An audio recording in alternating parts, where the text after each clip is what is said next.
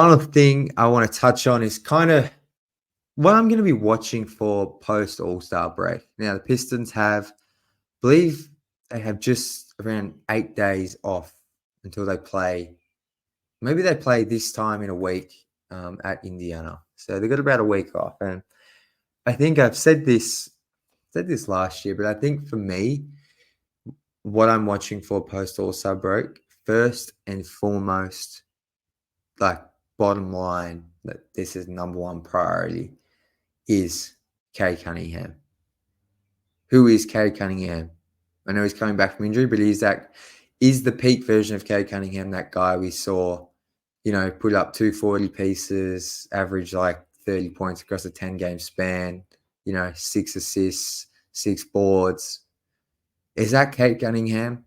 Or is it more of the guy we've seen lately who turns it over, energy can be a bit low, and, at times doesn't look like close to a guy you want running your team as number one option, like if you're serious about winning.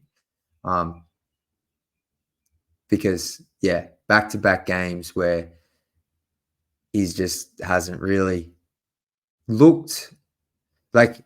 I hold Cade to a higher standard because, like, this whole thing goes as far as Cade goes with the roster as it currently is. Like, pretty much while he's on the team, it'll go as far as he takes it. So, hence why it's my number one thing, because he's due for an extension this summer.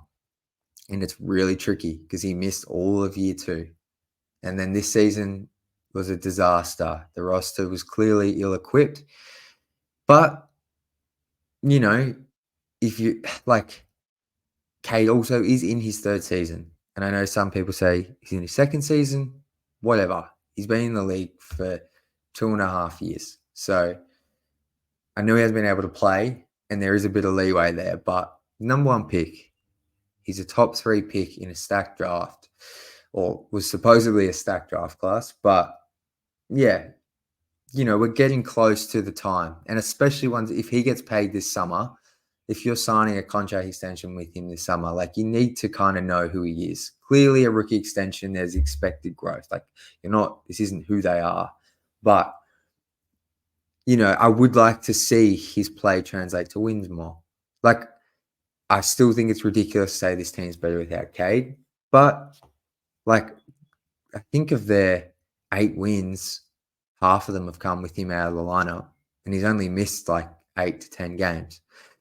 So, that's the sample size is tiny, but it's interesting because Jaden Ivey often, even if the box score didn't reflect it, when he's the guy leading the charge, he looked pretty good at it, even if it was rough at times, because he's genuinely in year 2 and he's not naturally a point guard. But I feel like, in those games without Cade, Jaden's looked really good, and the Pistons have probably been more competitive. But like I said, small sample size. So I hope Cade is healthy for as much as possible in these last 30 or so games, because that we need to know who he is by the end of this season. Like, just in the sense of, like, I think it kind of leads me to my next point of what I want to watch, but, like, we really need to know, like, this young core. I think you still don't break it up till next season unless, like, a deal comes across this offseason that's hard to refuse for a player.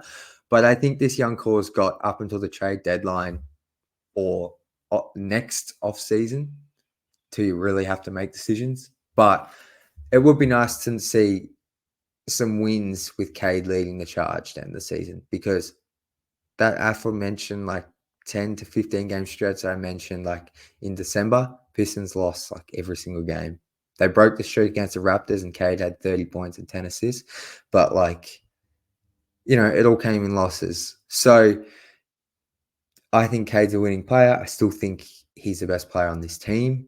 But, it's fair to question that, because when he hasn't been in the lineup, this team has looked kind of more competitive. Nothing to get excited about and think that you should trade Cade, not at all. But I think it's fair to start questioning it, especially like nights like tonight. Like,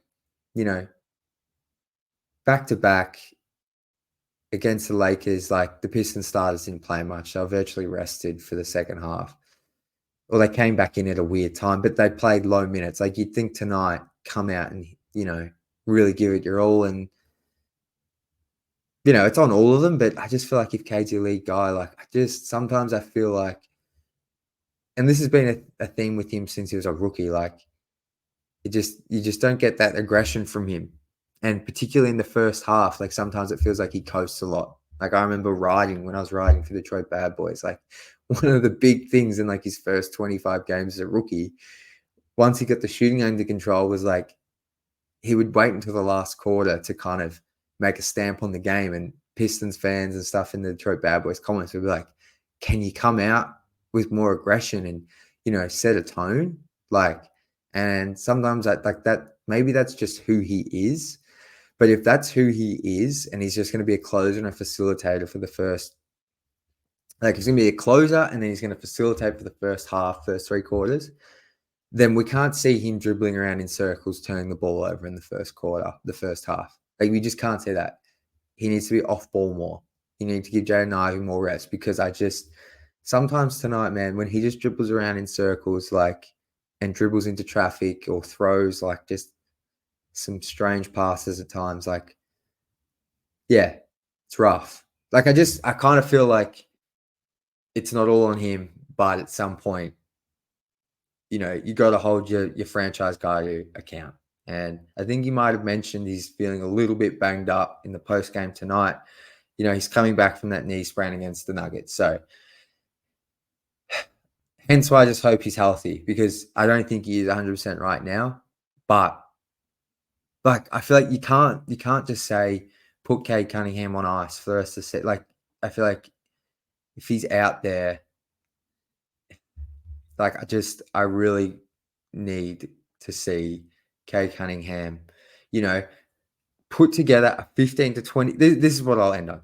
I want to see Cade put together a 15 to 20 game stretch in these final 30 odd games where, to be honest, I don't really care about the stats in terms of counting, but efficiency wise, I want to see him, 46, 47, 50% from the field. I want to see him mid to high 30s in 3-point percentage. I want to see him get to the line at least 5 times a game.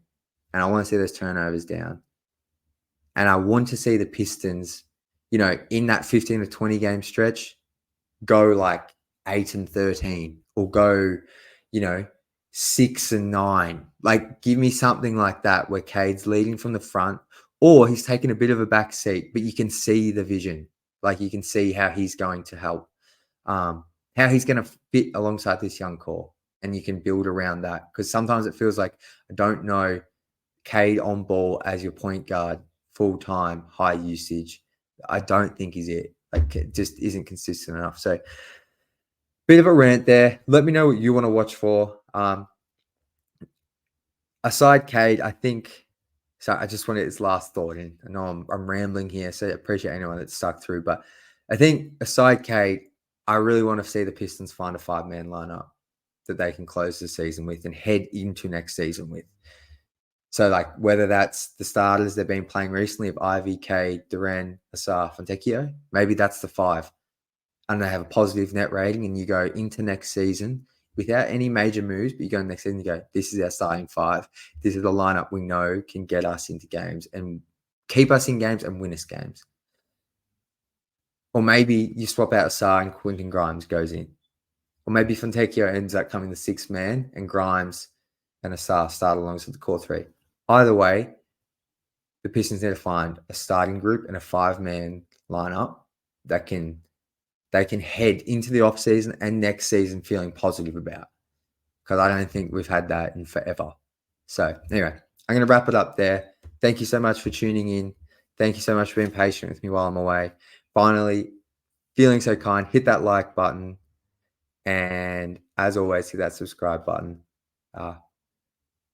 I think that'll be it for me for a little bit, unless there's any news. We had the Isaiah Stewart thing happen today. So if there's any news on that, I'll be back. But till then, go Pistons. Skies a jam. Dynamite dunk in the crowd.